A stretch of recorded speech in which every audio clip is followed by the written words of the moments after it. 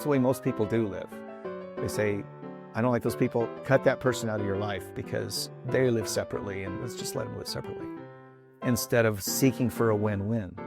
You're still on the same planet, maybe in the same society, same community, but your neighbor that you'll have a feud with and never talk to again, is there a way to make that a win-win situation as opposed to a lose-win? I won and they've lost, and then from their perspective, they won and you've lost, but you're both losers.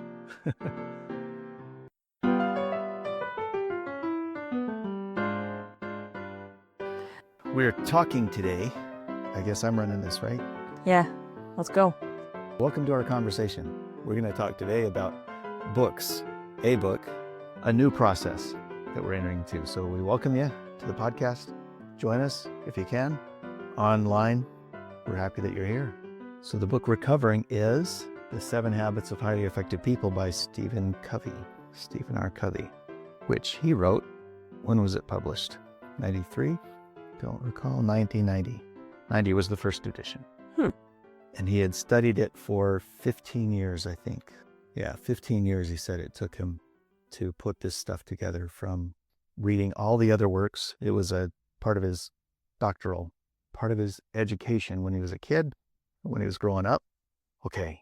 Is the book that you have the 1990 printing, or is it what's the printing? Later than that? They've done other things. This edition was 89. I have a book from 89. Okay. Mine is the 2020 edition. Yeah, so you've got all kinds of better stuff in it. Extra stuff. Yeah. How many pages is yours? Before the index, so all the way through to the last page. 384. I'm 359. So they added 34 pages. Wow. 35 pages. Yeah. So that's a lot of work, a lot of information. A lot of extra. That's why I'm not finished yet. I'm only halfway through Habit 6, because I've got 30 more pages than you have to read. Yeah, you're reading 30 more pages. And we'll see if it's useful to this point. You're going to finish reading it because it stays interesting. Yeah, there would be no way that I just drop this book right now and not finish it. Right. So we have some questions. The questions that we're going to start with come from Mortimer Adler and Charles Van Doren. I have his book. But it's kind of a review on both of these books. But the first one is How to Read a Book by Mortimer Adler and Charles Van Doren. And they had talks about, what is this called? I put it on there. What does it say?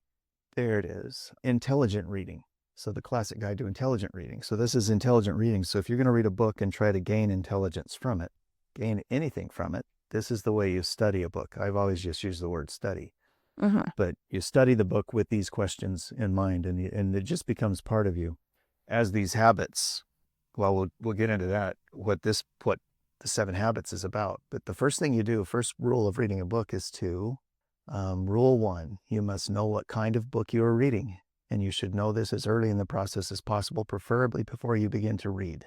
So what did we know about this book before we started reading it? We knew that it was a functional book. It wasn't fiction. It was... Right, it's not a novel. So the pigeonholing a book is how he identifies it, Adler. Says you got fiction, which is a novel, a play, an epic, or a lyric. So you have to determine what kind of fiction you're reading as well. A lyric being a poem or something like that, or music, maybe. Or if it's an expository work, which is theoretical or practical. Theoretical is broken into knowledge or history or philosophy. If it's theory about history or philosophy, the knowledge it relays, theoretical knowledge it relays is philosophy or history. So what is this one? This is an expository philosophical work, I think, more than historical. Yeah, it's not his. I mean, there's a lot of examples in here from his history, but it's not a historical book. It's not an historical theory. He's not theorizing why something happened in history. He's theorizing a philosophy. Or is it practical? Practical is true or successful things useful to advance yourself in science or mathematics. That's the one. So it's somewhat, is it mathematics or science? Well, practice. I don't think that he's only saying it could be science, like as in math and science, right? Not necessarily only math and science. Well, can practical be anything else Math and science? than math and science? Can you have practical? Well, at the end of each chapter, they say ways to practice this habit. So practical practice, it's practical. You do it. You do these things. Right. So there's things to do. So this is an expository work, and we knew that before you start reading it. It's in philosophy. It's not necessarily history, and it's a scientific practice. And science just means, what is science anyway? What's the scientific method? Discovery, investigation. Yeah. Or try to prove something wrong or prove it right. Experimentation. Yeah, I'd say it's science. This is the science of character, is what this book is all about. Step 2 is to state the unity of the whole book in a single sentence, or at least a few sentences as possible. Okay. So the whole book, I think you just described it. Your statement was your single sentence. The science of character. This is the science of character. How to science character me. How to science character. Because it's he uses so many examples and so many directions of how to do it. So it's a how-to book because of the questions at the end of each chapter saying, now try this in your own life. Identify this thing, go and act on it, and you'll be proven that it works, that it's valid. Is character assumed? Is that the right thing? Is that the center core of the book, is character? Well, I know it's not personality. That's made pretty clear. Your character is who you are inside. It's not, your personality is like the clothes that you wear and the makeup that you put on your face. But your character is how you act and what you believe, what your paradigm is. Yeah, so he talks about paradigms, but I think I would add to that, instead of just character, it's effective character. Effective is I think it's the main word. That's the reason he used that word. Highly effective people instead of character-driven people. Principle-driven makes you effective. So the purpose of the book is to teach effectiveness, to promote the science of effectiveness in life or in character by using character. And you can't really be effective without character. And that's proven in his whole thesis as he goes through. He goes through why these other paradigms don't work. You have to use character, principle. Okay, set forth, this is rule 3, set forth the major parts of the book and show how these are organized into a whole by being ordered to one another and the unity of the whole. So how's the book organized? It's obvious how this book is organized. Yes, there's 7 habits and they're organized in a circle even. He's got a picture how they're organized into a whole thing. And from the picture, can you describe the picture from the air? Because you've seen it.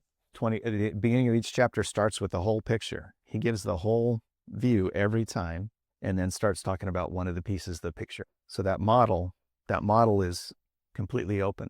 So I'll ask you questions about the model. What's the bottom half of the model of that picture represent? That's your personal habits, the inside, your private victories. Yeah. Private victory, he talks about. Your inside private stuff. And then it rolls the top half of that is the public victory. Public victory, and then encircling it is what? You haven't gotten to that yet. It's called sharpen the saw, but yeah, I'm assuming it just means working to be better. Right. It's a continual renewal of every one of those. And he talks about in sharpening the saw, and in the last parts of the book is how it's all integral. It's all integrated. So that's why it's a single circle. It's a single process. And once you get that whole thing, and that's why I think he presents it right up front. The unity of this book, it is this diagram. And this diagram, if you have that in your mind, you can operate anything. The diagram will help every relationship. Yeah, if provided you know the principles behind the diagram. Yeah. That you know what it represents and where they stand, and the private victory is the foundation that you get to run your public victory on top of. Private victory also represents security. That was a big unifying unification. You're insecure if you're relying on other people, if you're dependent in any case on anything. Your security is in that base of the circle. Your effectiveness is in the top. You're effective but you're secure. You're effective as a secure individual. You've got to be effective securely first, independent, inside yourself, before you can affect other people. So the organization, do you have anything else to say about the organization, the way it's organized? So this book already organized it. Like it's clear how it's organized. How difficult would it be to organize another book that doesn't have it like this? Like if you were reading fiction that you haven't read before, I mean, do you have to organize it before you read it? Well, we're going through the intelligent reading, the deep reading questions here. In Adler's book, he talks about the first thing you do is what's it called? It's called something really quick. The first level of reading, elementary reading, and then inspectional reading. So we're going through inspectional reading. Oh, so we've already, for any book at this stage, we've already read it.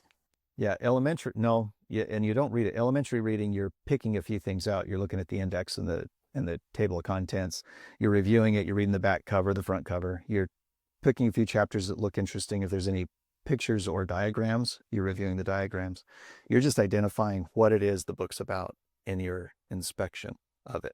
And you can determine that your elementary reading, once you get that or that first part reading done, you can determine if you want to delve into it or not. So that's the first thing you do with a book. And you can say, I read that book and it wasn't interesting enough for me to inspect it completely or diagram it or outline it. But that's what you need to do. These questions help you outline the book. And preferably you're going to write these things down. In your own commonplace book, in your index. Yeah, there's one thing that he requires you do before you write the book out, before you read the book. You go through it, the chapter, the index, and I put it here, overview of the book. So you write an overview before you start reading and try to identify what you think you're going to get out of it and identify your questions that you're bringing to the table. You've elementary read it. You've gone through everything on the outside of the book and read some of the things inside, and this is what you think it's going to provide, and so you come up with the questions.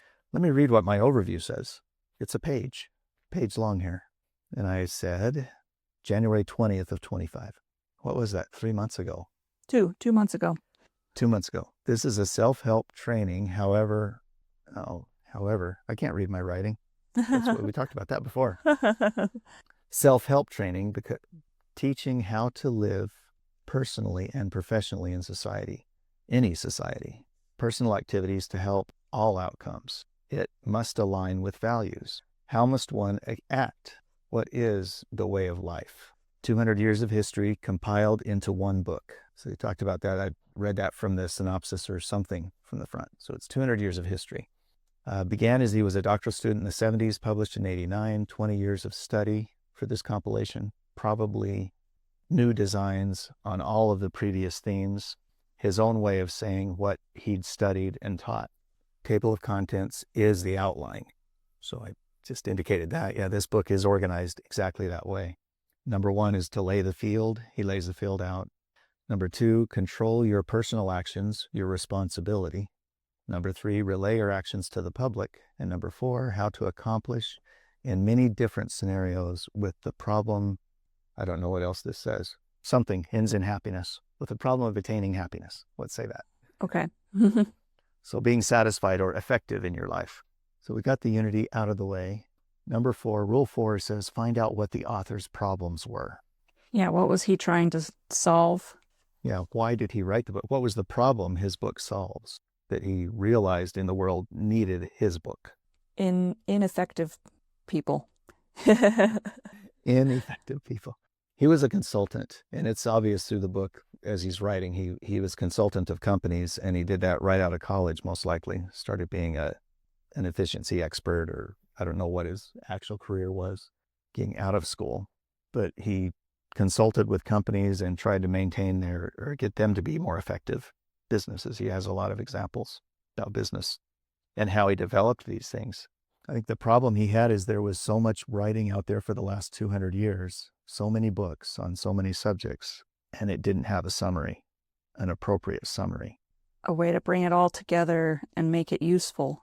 So he wanted to have, and maybe he was looking for a magic pill. You want a solution that's simple, that you can just Swallow real quick and it solves all your problems. Red pill or a blue pill. So he created a model as he saw it. And we talked about that when we discussed the model, the psychological model, Brooke Castillo and Right. The self-coaching model. Byron and Katie. This is just his own specific model. Does it relate to those other models? Yes, there were parts where I was like, see the model. I wrote in the margins like, aha, here it is. This makes sense in that Here's the paradigm. model. So it's your thoughts. It's what you think about. And maybe it is because the model issue is your thoughts, circumstances create your thoughts, and that makes your emotion, which develops your actions. He's saying here's a process, a way to process that so that your thoughts are governed by these higher values. Your security, your safety is inside of your value system. And that's how to get your thoughts in control. So this is a specific identification. This is a whole book about thought. This doesn't talk about circumstances, how to treat circumstances, or how to gauge results. This is how to think so that you can act more appropriately. So you can be more effective. Yeah. Yeah. This is the book that's between the space. It's the space between stimulus and response. And that's why he brought that out of Viktor Frankl. I think I told you this before. That's one of the good quotes in the book. We're going to get to this, but it talks about, it's the next rule. Rule 5 is Rule 4, what's the author's problems? Rule 5 is find the important words and through them come to terms with the author. So let's do that first, and then I'll go back to the sentence. There's sentences we'll pull out. That's number 7. Coming to terms. Does that mean anything to you before me describing it? When you come to terms with something, that means you accept it. You're at a stage of acceptance with it, and not necessarily that you accept everything like as good. It's like you understand it. You're right. It's rule 6 in this system. Synergize, right? So coming to terms. Well, no, synergize is rule 6. Yeah, so habit it's rule 6. 5. Yeah. What's habit 5 again? Habit 5. Habit 5 is understand before you seek to be understood. Oh, is that right? Seek first to understand, then to be understood.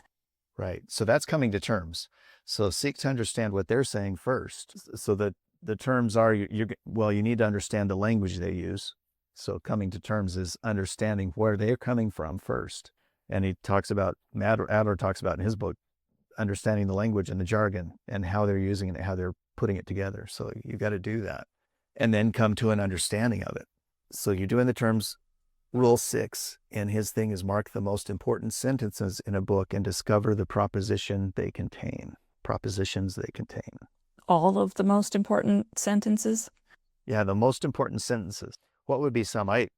The one I was going to point to. With this book, I might have underlined every single sentence because there's so many important sentences in here.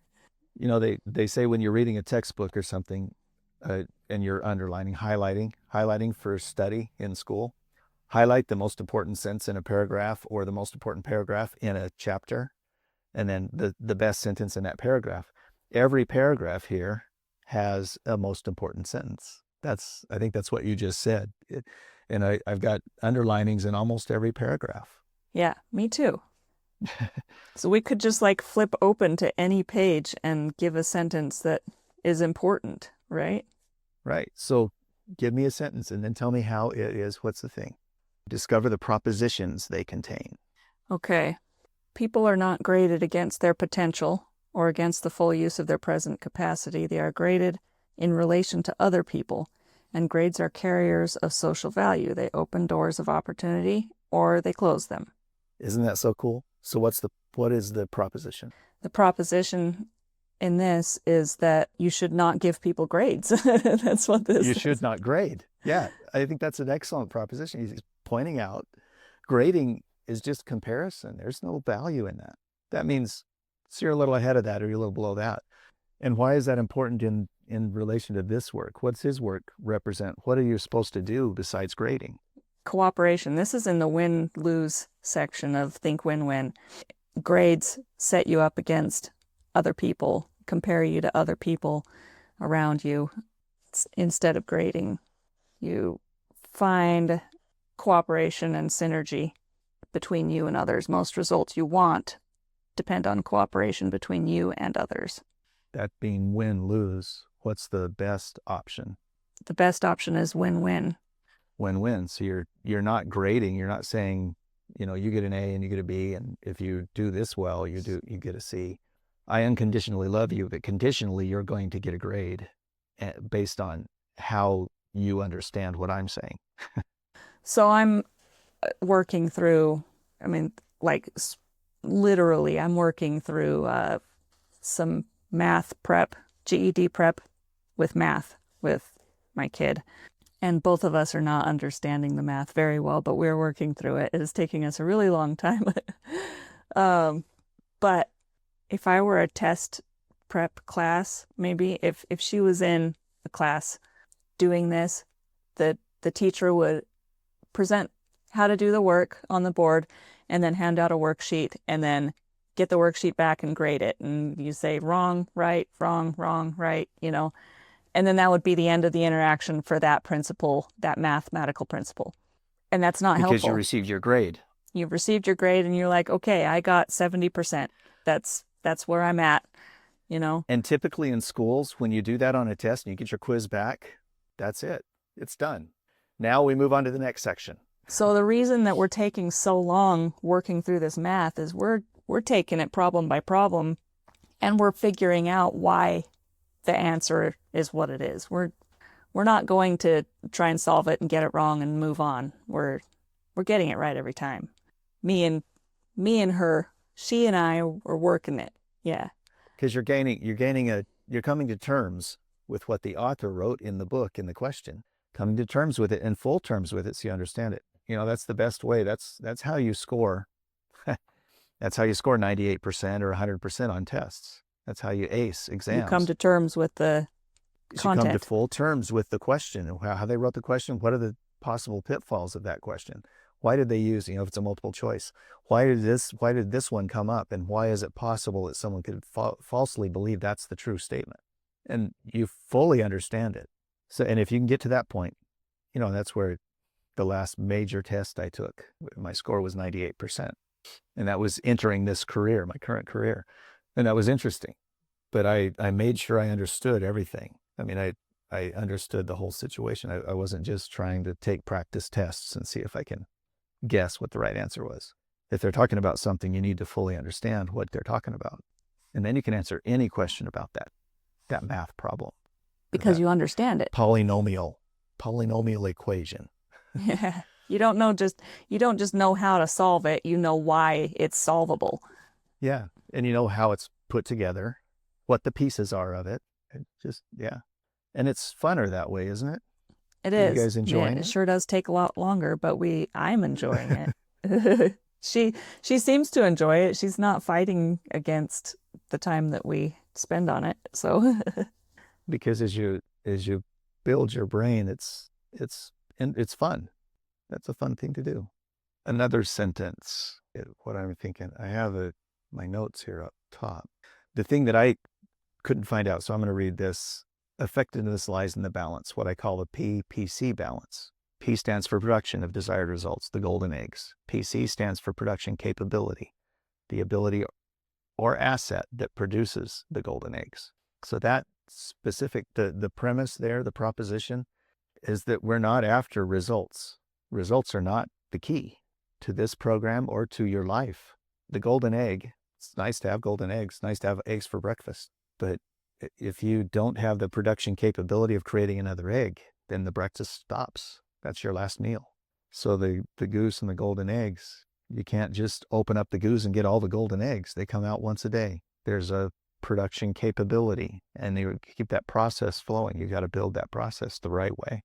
I saw that as I scanned the book, and I couldn't find it. PPC, he mentions it 50 times in the book, and he does this. I think this is magic how he did this book. That's why this is a classic work, because he'll mention it once, and then anytime he mentions it later, it's just PPC.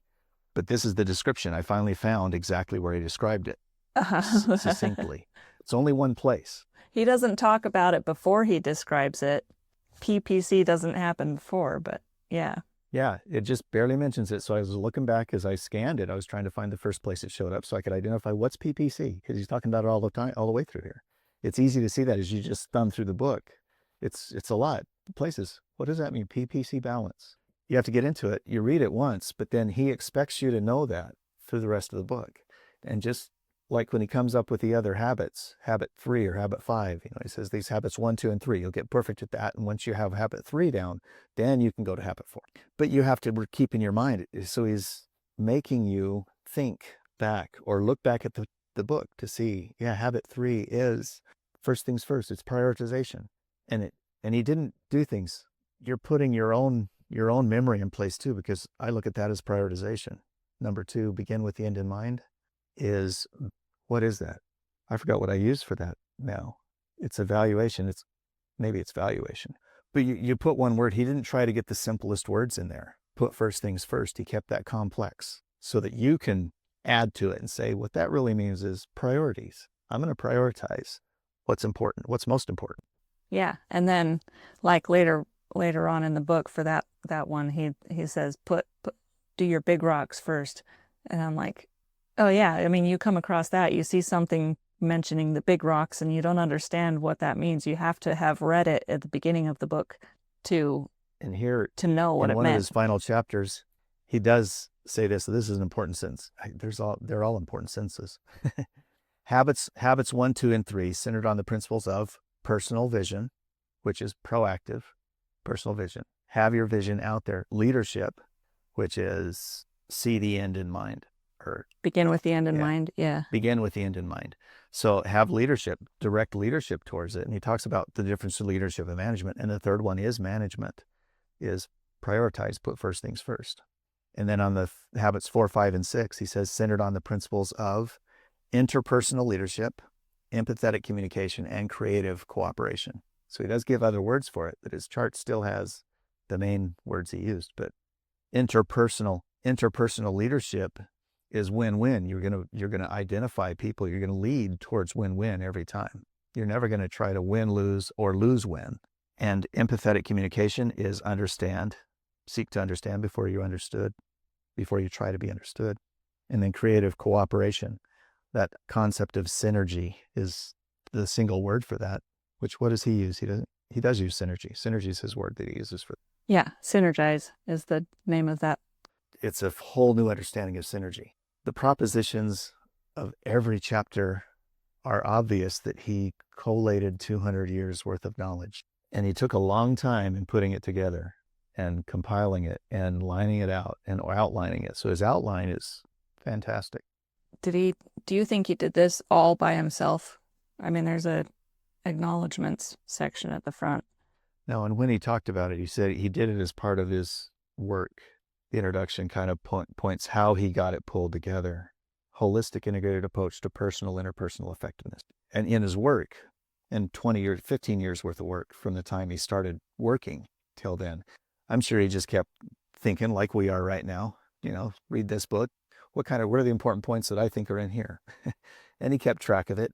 And where we talked about that topical guide type concept, I read this in some book somewhere, but he had to have a reference section, a card catalog that he could find it. And then he started compiling it and saying, that matches to this and that matches to this. And let's just put that together. So 15 years of work on it. And it's obvious. It ties to our technology. We talked about singularity and the technological singularity that people are afraid of. This is an example of what AI is going to do and can do and has done. In 30 seconds, it does this 15 years work and pulls together 200 years of history on a specific topic if you want it to, and brings it forward and uses all the good things.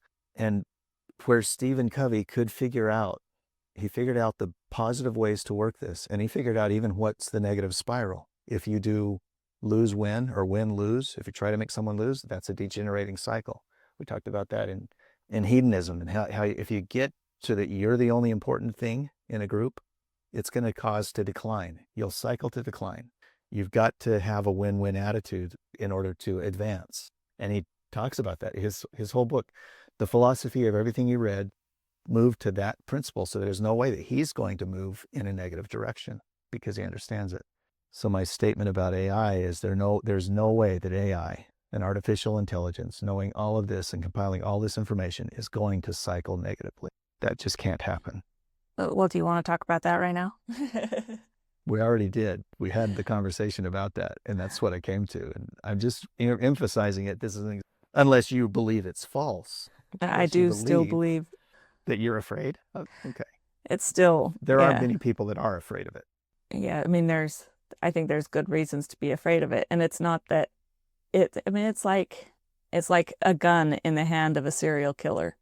It's a tool that does whatever it's told to do. So until it gains artificial intelligence and can do things on its own accord. Yeah, and you believe that when it can do that, then it will only do good. It will operate like Stephen Covey. He could have been a serial killer too. Yeah, he could be Ted Bundy the second. He was reading all the stuff, learning how to do it. He could have written a manifesto that says, "Let's be a Unabomber." He didn't do those things. He took his knowledge and cycled it positive, and he compiled it that way. He saw all the good things.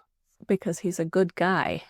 There may be people that hate Stephen R Covey as well. And is that possible? He's an incredible guy. I mean, I bet. I mean, not everyone is everyone's cup of tea. So maybe he had somebody in his neighborhood that just didn't like his kids. I mean, maybe.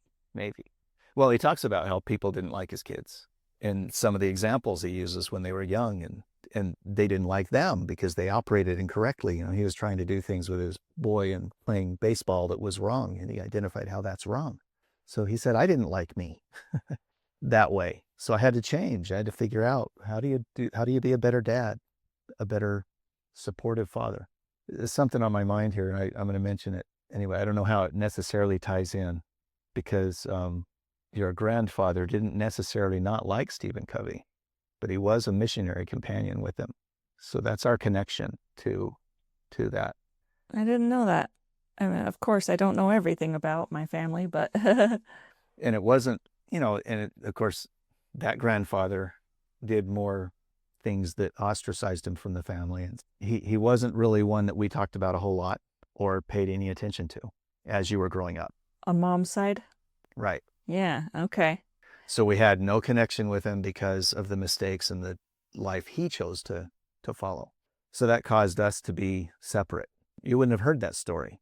If he had lived the same way Stephen Covey lived, and they were more on parallel lives instead of perpendicular, they were probably not good companions. I don't know. Well, that must have been before Stephen Covey got into leadership training stuff anyway. Right. Well, it was during their mission before he was they would have been college, like 19 years old. It was late 60s or early 70s, or I don't know, late 50s, probably 60s, I would imagine. Might have been the 50s. I don't know when he served his mission, but they were companions. So that's what I understood. He said, because I think we were reading the book. I mean, the books came out, and he mentioned, yeah, we were. So you choose your life. It's not the trajectory. And that's what this book's about. You choose what values you follow. You have control over where your life goes. Your choice, right? Yeah, it's not just, okay, life, take me wherever, and I'll either hate it or I'll like it, or, I mean, yeah, it's you can do something about what your life is like, and that's the private victory, right? And that's why that starts, your security is all in your private victory in that first part. So the most important sentences, that was rule 6, and discover the propositions they contain. And there's so many of them. We went through a number.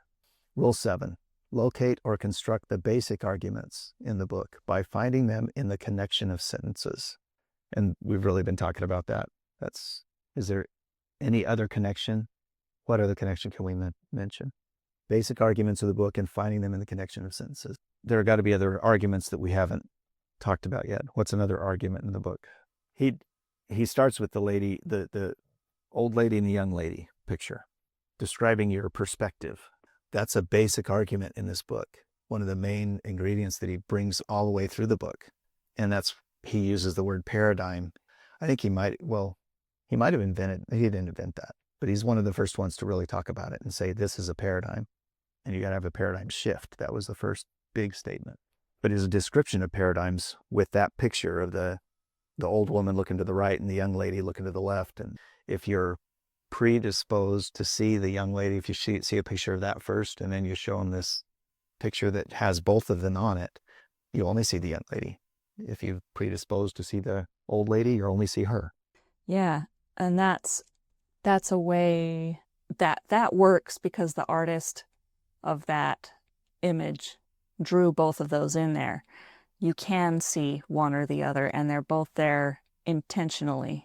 But it's an illustration of how I see something differently than you see something. That's just how we are. Yeah, it's a good visual illustration. And just like, have you seen the twirling lady? We'll put that on here when we do that, because that's really an interesting one too. It's just a black ballerina spinning on a black background, and she spins a silhouette. She spins a certain way when you first look at her. And then the challenge is she's spinning differently for different people, different paradigms that come to see that.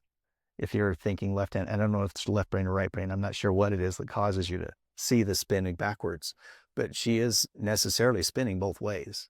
And you, by changing your perspective, you can have her spin to the left, and then you can just change it and then spin to the right. It's a little bit difficult, but you can do that. It is, right. I've tried. I think it's easier the first switch, and then each switch after that, it gets harder and harder to do. It gets harder to do so that's an interesting perspective idea too. The other thing I love are those, what are they called? The stereo vision. Like the 3D images? 3D images that are just garbage on the screen, but then there's a 3D image that comes out if you get your eyes focused the right way. Yeah, I have some magic eye books. The magic eye book stuff. That's one of the things I do sometimes when I go online. I like picking up a new picture and I just look at it for a minute. So, you can scroll for those things. Those are cool things to scroll for.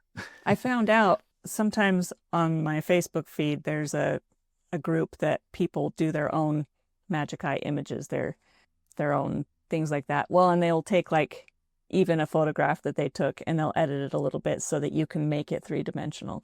Some people, when they see one of those, it actually goes concave instead of, it looks like a hole instead of pops out. You can turn it inside out. Yeah. I think I've seen that, like pyramids or something. You can make the pyramid go the other way. Yeah, and that really depends on which eye is looking at, like which side it is. If you flip them, let's say there's 2 photographs and one is edited just a little bit and you look at it and it can be 3-dimensional and it looks like it pops out to you. If you switch the orientation of those, like right side over to the left side, then it will go inside instead of out to you. It's interesting. Because of your paradigm of how you're seeing and what your eyes do. Some people's eyes cross to see it. Some people's eyes go out, like they separate a little bit to see it. And so some people see it all the time popping out to them, and other people see it always going in the other way. And it's just whether they cross their eyes to see it or whether they do the other thing with it. I do the other thing. I don't cross my eyes to see the images. I push my I've always thought separate. That they have to be out. You have to look past the image in order to see it. And maybe that's what I've always done. If you look, so you're saying it's possible to look if you look shorter than the image that it comes out too. Yeah, that's what I think. If you cross your eyes a little bit, you can do either way. Yeah, I'm trying it right now. I've never tried the looking closer and then seeing some. Yeah, like if you cross your eyes just a little bit. Do you have a magic eye thing in front of you? No, I'm looking at your face. See, I can look past you and there's your 2 heads right there. Or I can cross my eyes a little bit and there's 2 heads, right? Some people have to cross their eyes to see it. That's what it is. They don't know how to. It's that stereo vision. So in putting that together, those magic eye things, they're just putting the same image that far apart so that when you cross your eyes or you separate them, it brings that image together. There you go. Tangent, a magic eye tangent. It's fun. It's a paradigm, though. It's a perspective. You're seeing from a different perspective. And that's one of the propositions. One of the arguments in the book is you've got to pay attention to that perspective, that you have one. You have to know you have one, and then know that they have one. And we're not in a contention about this. We're just from different perspectives. So now let's look for the win-win. Let's see about communicating it through. Tell me more about what you understand. Let me help discover, and let's align with what we can see together. And I think you did point it out. There's probably a very good sentence in there about that. Well, it's got to be in the synergy chapters, because synergy, what you bring to the table. Yeah, let me find one. Synergize. I'm sure that I unmarked something here that's going to be instrumental. That's the reason for the decline cycle in synergy. Creative phenomena. We talked about phenomenal stuff. So he's got the paragraph. I want to read this one sentence. That's synergy is exciting. Creativity is exciting. It's phenomenal what openness and communication can produce. The possibility of truly significant gain and significant improvement are so real that it's worth the risk of such openness entails. And it's the phenomena of coming in with a different idea. Synergy means you're coming in with something that neither of you thought of before you happened. It's the mastermind principle that Napoleon Hill talks about. Yeah, completely new, completely unpredictable. Something that it tends to, without the energy of the conversation, brings other things. And that's what we attempt to do here. That's why we do this, is to try to build synergy, even though you're an idiot, you don't know anything. Oh, I mean, you mean even though you're an idiot and you don't know anything. That's right. That's what I meant. Yes. See, I'm glad you understand me. Okay, so we did that. The arguments of the book, that was rule 7. Rule 8, find out what the author's solutions are. So you identify the problems, the arguments it comes to bear, what the solutions are. And we said that, and there's a simple one. Yeah, the solutions are the habits. No, there's one habit I think that stands out more than any other in my mind. The pivotal habit. There might be a habit that stands out in my mind too. I think the pivotal habit is put first things first. Prioritize. Make sure that you're on your priority. See, and that's because you have to know what first things are. That encompasses habit 2. Habit 2 being begin with the end in mind. You have to know what that is. You have to have a value system, know where you're heading, and then prioritize what you need to do. Anyway, what's your... Yeah, I think that's drivel, but it's important. They're all important. They're not. My pivotal most important is how you approach the world is the win-win. You can't approach it lose-win or lose-lose or win-lose. You can't try. If you try to win, you always lose. You have to win-win. That's the only, and everything else, synergy points to that. All of your personal values and things, they point to that. You have to recognize other people have their personal values, their personal priorities. The win-win is where it all balances. Everything is packaged in that one habit, is what you're saying. In that anyway. Habit. And I think he talks about product capability. I think he believes the PPC balance is the most important pivotal factor. It's not on the sheet. It's not one of the habits, but it is the pivotal factor to make all the habits work. You can't just go for what you want. And that's the win-win. You've got to have the production capability continue as well. And synergize is the magic. I mean, you can't get to synergy unless you're talking win-win to start with. Synergy won't happen if someone's trying to make sure you lose. There's no synergy in wanting someone else to lose. All right. So the sentences, that was 7. No, number 8, rule 8, find out what the other solutions are. Okay. Rule 9, you must be able to say with reasonable certainty, I understand, before you can say any one of the following things. I agree, I disagree, or I suspend judgment. Seek first to understand. This is habit 5, right? And that's where, I don't know, Adler's book was written. When was it written? Did Stephen Covey review this book first? Because I think this was written in the 60s, 72. So yeah, Stephen Covey read this book, Mortimer Adler's work, and put it together and said, yeah, that's got to be a habit. Seek to understand has to be habit 5. It's highly probable that he used that bit of work to put that piece into his system. Yeah, he didn't mention him anywhere. I mean, he's not in the index, but... Stephen Covey, as you wrote this in the or 90, there wasn't such a, he has no cross references. What are they? This isn't, what are the footnotes? Footnotes that reference exactly where he got this, where the quote came from. This isn't a doctoral thesis or something where you have to certify your work. Right. He doesn't do citations. Citations. I was looking for a word like that. Yeah. Where he may have referenced that, he's not saying, I'm going to tell you where all this 200 years of history comes from and all those books, and I'm not going to give you all that. That would have been a book just as big as this is. Yeah. Probably. His citation book. So you have to understand. Do we understand him? I think we do. So far, I haven't come across anything that I was really confused about, I think. It's all fairly simple information. I mean, there was one question where he keeps mentioning correct principles, and that sounds objective, but I think it's subjective. I think it's up to each person in their context, in their community context, to decide what the correct principles of their existence are. Right. So we understand he's talking about correct principles. And we talked about that. You brought up the pivotal problem that I have with this philosophy, and you have likely as well, because you just mentioned it that way. Where do you find these correct principles? So maybe we disagree with that, or we're not suspending judgment. We're not necessarily agreeing. We're agreeing that correct principles are necessary. We disagree, perhaps, that his principles, he does talk about his principles in here as well. He's saying, this is the way I live my life, this is the way I deal with my kids, and it's the right way to do it.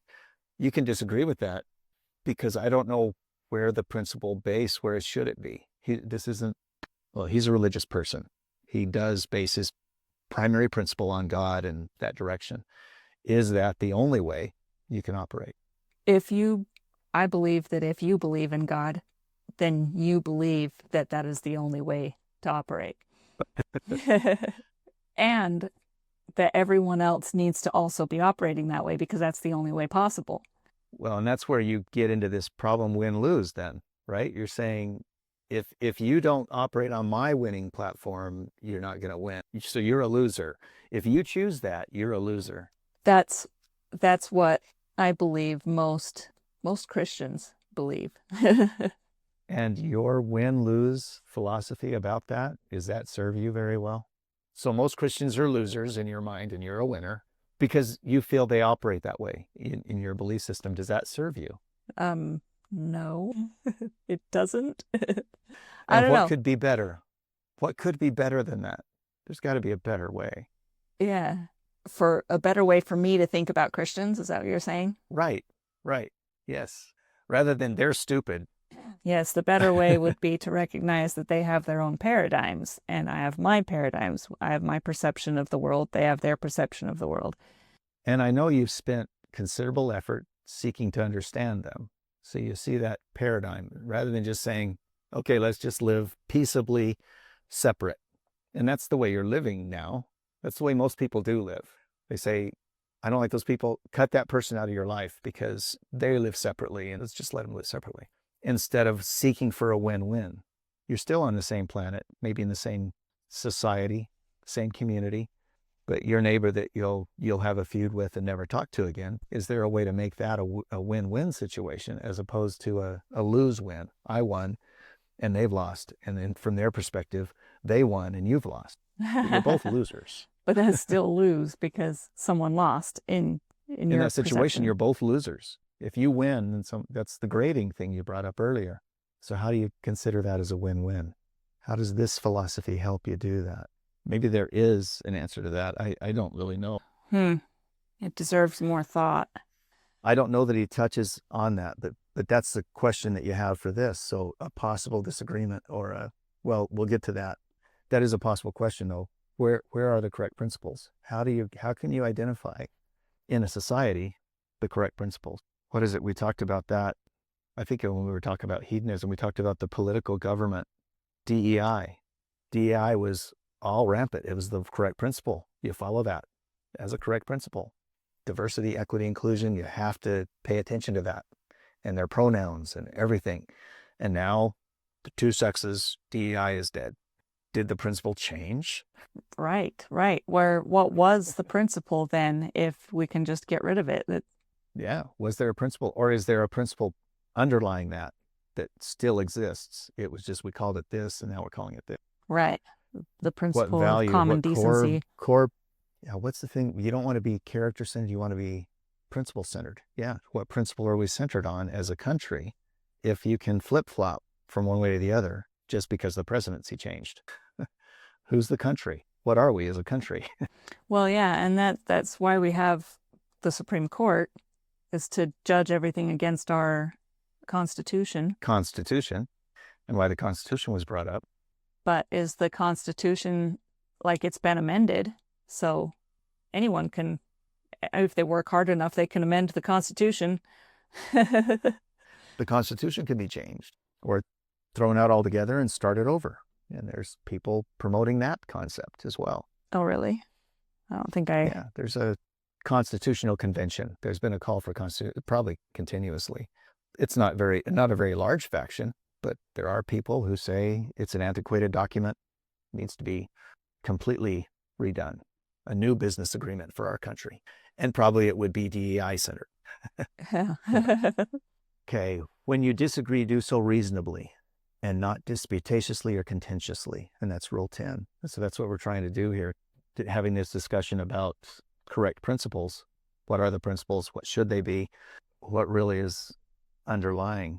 And so we're not contentiously saying, like you fallaciously, falsely, inappropriately said, all Christians fall in this category and they do this. They all think that everyone else is wrong. Gonna make it. That is I said most, I think. It's one of the things they say point blank. They do say it point blank. You know, if you're not baptized, you're not going to make it to heaven. You're just not going to get there. You know, you don't, and Christ said it. I mean, if it's the only way, no one comes to the Father except by me. So it's a Christ statement specifically, supposedly directly. And you can interpret that a number of different ways, though, what that actually means. I think the way I view it, and of course my way is right, this is the way I view it. You wouldn't be thinking it if it wasn't right? Correct. And we've talked about this before too. I believe agnosticism is the best way in everything. Never be certain that you know what you're doing. Be agnostic about it. I really don't know. I'm trying. We're going to discuss it. And even the principles, what are the base principles? Is it best to win, lose? And really, Covey points out also that lose-win is sometimes appropriate, that you want to lose because you've got someone that you need to take the lead in this. And so I'm not going to try to get a win-win where I'm a participant. I'm just going to step back and let my child do this or let my coworker do this. It's theirs.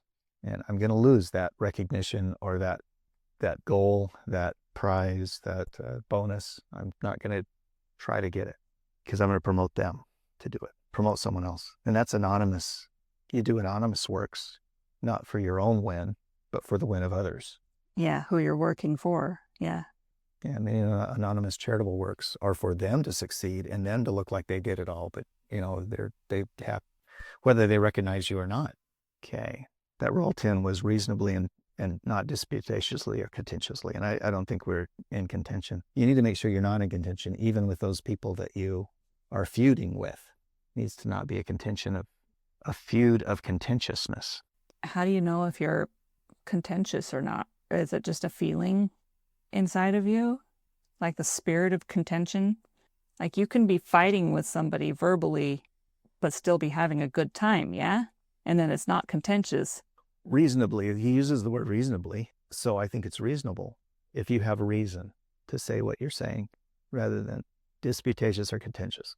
Disputing it is you're on win-lose status. You're saying, I'm going to dispute this. You're going to lose because I'm disputing it. A contention is also grading. Is reasonableness grading? Let's be reasonable. If you say, let's be reasonable, you're not saying one of us is going to win, one of us is going to lose. That's reasonable is a win-win thing. Let's try to see the principle away from us. There's a problem out there. You're not the problem. I'm not the problem. The problem's there. Let's both look at it reasonably. Contention is an attitude, I believe, that you bring to the conversation. You automatically feel, I know you're wrong and I'm going to prove it to you. So what was the other thing Mortimer Adler says? Contention without contention or Disputatiously. disputatiously. Like, I'm going to prove you wrong. Or I'm going to dispute. A dispute is an argument. I'm going to come to you with arguments. I'm going to argue with you. That's a dispute. Yeah, just kind of contentious. Yeah. There's got to be a difference between the two, disputation or a contention.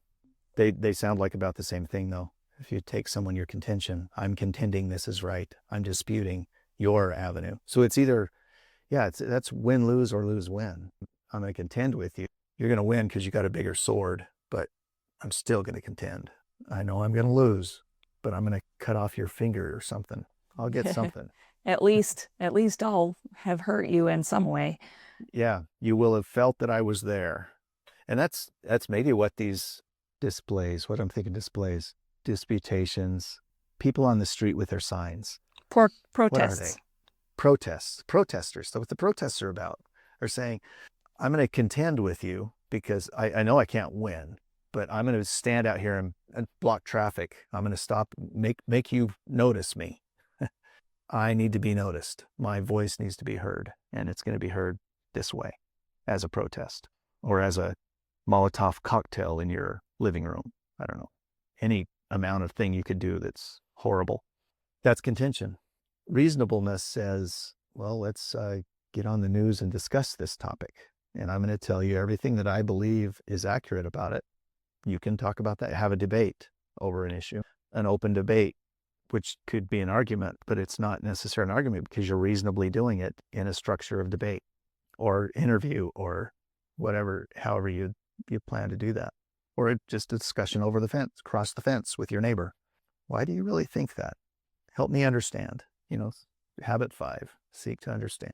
Okay, so you've got to do it reasonably. That was rule 10. Rule 11 says, respect the differences between knowledge and mere personal opinion by giving reasons for any critical judgments you make. And so that reason again comes into that status. Know the difference between knowledge and personal opinion. So you've got to identify, is that just an opinion they have, as that religious base, or is it actual knowledge? And that's why agnostic is the word. I really love that word. I don't have a knowledge of that. I don't know exactly what knowledge is. That's why we're trying to question this. What are correct principles? What's our knowledge base of the correct principles without question? Okay. Knowledge, like I know this. Or we talked about truth. What is the absolute truth behind it? Is there one? Because everyone has their subjective truths, their subjective knowledge, but the absolute correct principles are what we're looking for. How do you parse those out? Where do you find them? How do you prove it scientifically? And, we talked about the first part of this book. It's just a scientific exposition on effectiveness. How do you prove that it's more effective? Is you just test it. That must have been a correct principle because it worked. This is the 7th time it's worked. So it must be valid. It must be. And it's never broken down. It's never been bad. Win-win has always worked for me. And then you have that statement, until it hasn't. But that's what you're hoping for, is it'll never have until it stops working, till it doesn't work. And I guess it could not work sometime. Depends on who you're talking to. Because if they have a different paradigm that you're going up against, you can't get to that's what he says also in the final writings here, in making it work, the inside out process. You can't do the outside in. You can't do public victory if you don't have private victory first. And you can't go to a public victory with someone who doesn't have private victory. If they don't have a solid bounce they're on, there's not going to be a course. That's the no deal. He says you have win-win or no deal. You run into a no deal if that person isn't the right way they can't talk the way you're trying to talk. Yeah, if they have any of the other things, win, lose, just lose, just win, there's not going to be a win-win. So it has to be no deal. From if you're in there, it has to be no deal. Your business, your teaching, your education, whatever it is you're working on, no deal is, and what do you do with those no deal people? I don't know that was, what do you think he suggested you do with someone when you have a no deal? You just leave the relationship. So that's the same thing. Win-win or no deal. Let's see. It would be better not to deal than to live with a decision that wasn't right for us both. And that's the way people talk about it. It's not a good fit. Your company and my company is just not a good fit. We're not going to work together. Your product, me buying your product, it doesn't seem a good fit to me. So I'm just going to. You just don't have a business relationship. It's not there. And there's plenty of people in the world that you don't have business dealings with, or communication dealings, or you don't even know them. Right. You don't even know them. It's no deal by default. Yeah. And there's no reason to do that. You got these people that are gregarious. Gregarious, is that the right word for it? That talk to anybody. Just go into a store and you talk to everybody you run across. And they're just outgoing that way. If you're not feeling it, you don't have to say hi back to them. I mean, they're trying to infect people with this friendly attitude. But if they find someone that's just a grump, they won't necessarily badger that person. That'd be the wrong thing to do. The right thing to do would be, it's like unconditional love. We talked about that. You can't share love. You can't give love to someone and make them receive it. Give them love. They receive it. That's their choice. And it bounces off and there's no deal there. There was not an exchange of love in that case. So you're just not exchanging. Okay, respect the differences, possible judgments you can make of books when you're reading them. The author is uninformed that there's some piece of information he missed. And maybe I think in this work, he did keep his paradigm the whole way through. He didn't treat it, and it wasn't his purpose to treat it from an agnostic or a atheistic point of view. He did it as a full theist. God's given these rules, let's follow God's rules. Yeah, even though he didn't explicitly say this is God's plan, we know his history. In the index, God is mentioned once. At least he mentioned him. Let's see. It's after where I'm reading. And Inside Out again on the last, a personal note. Oh, it says right here, I believe that correct principles are natural laws and that God, the creator and father of us all, is the source of them. Okay. Right. So he does specifically state his position and say, that's the way I wrote this book. His book was written just that way. Yeah, what I believe to be the source of correct principles. That's okay. I mean, so yeah, that's his belief, and he's stating it as a belief, not a knowledge. Yeah, uninformed. Perhaps he's uninformed of any other way to have a belief system. He didn't write this from any other belief system but his. The other one is misinformed, and you could state that because if you believe that belief system is faulty or in error, then you could say he's just misinformed. It's reasonable that he comes up with all these ideas based on that misinformed position that he's in. It just makes no sense. This book is pretty logical. Yeah, I don't think he's illogical. It follows. If there's a step missing, if you could identify a step missing, I don't know that he missed a step. He is talking about that, where we put it inside the model. He's talking about between thought and action. That's it. He doesn't talk circumstance. He doesn't talk results necessarily. He's talking, this is your personal win. And the author is incomplete. So we could say this book is, incomplete. It's complete to the point that he did it. I mean, it could have, if he were still alive, it could have, what do you call those that come after? Sequels. It could have other books, other things that you could add onto it. We could add a book that talks more about the misinformed and uninformed concept of this work. Right. Didn't he write The Eighth Habit or something? Wasn't that a book? Yeah, there's The Eighth Habit. And if I were in my normal office, I would have it right there. The Eighth Habit what is the Eighth Habit? I think it's just habit is what it is. It's habitually doing something is the Eighth Habit. The Eighth Habit is having a habit. Realizing it's a habit. Yeah. Let me see. It's not in the back of my book. There's other books listed here. Read more, but The Eighth Habit isn't one of them. The Eighth Habit is find your voice and inspire others to find theirs. Your voice, the way that you touch the world and inspire others to touch the world as well. Yeah, so that was a sequel. Find your voice. So once you know how to win-win, find how you're going to use that to better the world and encourage everyone else to better the world too. Be infectious. Back to, there was one other little bit at the end of that. Yeah, no, that's it. So your arguments come after you fully understand what they say. We've demonstrated the use of this book and the usefulness of this book in our conversations over the last 8 weeks. Yeah. As we've been reading it. Every conversation has leaked in information from this book as we've been going through it. Yeah. And now, because we've read it, every conversation from here on is going to have some of it in it. Yeah, we'll be informed by this model, this information, the rest of your life. If you read the book, now that's the one thing I wanted to point out that I did say. I'm surprised as I was reading it that I found things that I've always thought were just me. But I read this book 30 years ago when it came out. I read it, and it became important to me in some respects. And it just became part of me. And not to find a specific instance, but things that I've always said that just came out and said, well, he says it exactly that same way. Maybe that's where I got it from. Probably is where I got it from. You internalize it, and then it becomes, you're the source of it now. Well, and that's what's professionals as they're interviewing each other on podcasts and different things. He said, I like the way you said that. I think I'm going to steal that from you.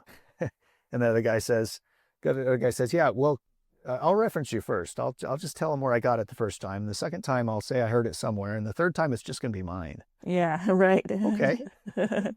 All right. That's the way that goes. It becomes yours after the third time you tell somebody. First time you'll remember who you got it from. The second one, it's just heard somewhere. What is it? I heard last night a joke. I was watching who was it? It was the guy, the ventriloquist.